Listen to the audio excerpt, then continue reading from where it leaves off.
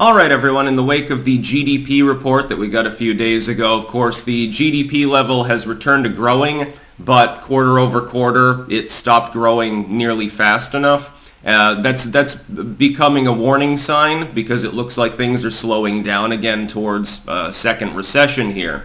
We already had a foreshock recession last year, the Bidenomic foreshock. And the reparation of the economy, effectively, if you look at the real numbers, this article, link in the description, again, Archived of course, points it out, a lot of the business growth is literally just inventory. It's not really that there's more wealth for people. Real disposable income fell by over $1 trillion over the course of the year, just to be clear.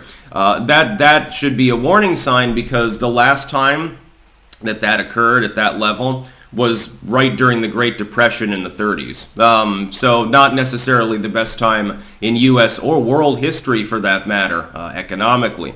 Here's what I think. I don't believe the world is actually headed for a Great Depression sort of situation.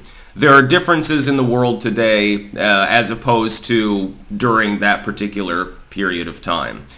It was amplified by various happenings in the world, although you could get another Chinese famine, I suppose. Technology was not necessarily on parity with what we have today. Efficiency levels were lower. You had a significant, even before the Depression, you had the rise of a new core middle class in the roaring 20s, but still a lot of people, even in the United States, what were they? They were dirt floor dwellers in rural areas. Electrification had passed them by in part or in whole, and they did home farming and stuff like that.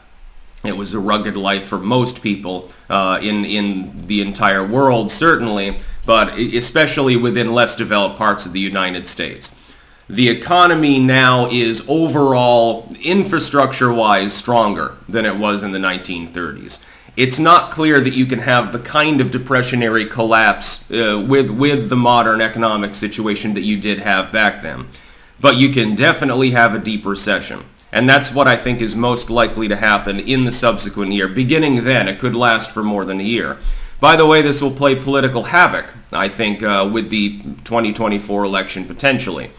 If you have a true, fair, and honest recession, as opposed to the recession we did have last year, but they basically covered for Biden and said, no, but unemployment's still okay. And there are a few other positive indicators, which they really had to scratch the bottom of the barrel for, by the way, everybody. So it's not really a recession. The standard definition of 2 consecutive negative quarters is no longer the definition we're going to use. Because, if it happened under Trump, it would have been declared a recession. Just to be clear, any lack of growth anywhere else is a recession. When Biden's in there, somehow his magic wand is keeping things afloat. Don't use the R word, people, because then people get scared and they start stockpiling and shit like that. And we don't want that to happen. They don't want people to be prepared either. I think it'll be more like a real recession, as in they cannot deny the reality of it. How deep it goes, how prolonged it is, we don't know. It could be V-shaped, it could be U-shaped, it could be W-shaped, it could be fuck you-shaped. Probably 3 or 4 months, 3 or 4 quarters minimum, probably deeper than the last one. I can imagine it would begin to affect unemployment. You'd have stagflation or something like that. I can't see this really being avoided. By the way, when all of the main financial institutions, other than the ones that are eating from the hand of Biden directly, are warning of this, and not just for the U.S., but for the entire world. China's slow down, India could slow down, Europe is having problems, some European countries have higher inflation than the United States. The U.S. isn't even the worst off, just to be clear. Look at Turkey right now if you don't believe me. Hell, Netherlands has double-digit inflation at the moment too. It's going to impact the whole world. The other thing is that with the previous mini recession that you had last year, it was a U.S. problem. Yeah, there are economic problems elsewhere, but the indicators weren't flashing quite so negative as in the U.S., partially due to shipping problems. While some of those are now ameliorated, this time around, I think it goes further than the United States. Again, the British have been warning of this anyway. Their economy is practically topsy-turvy at the moment. The UK is a major economy.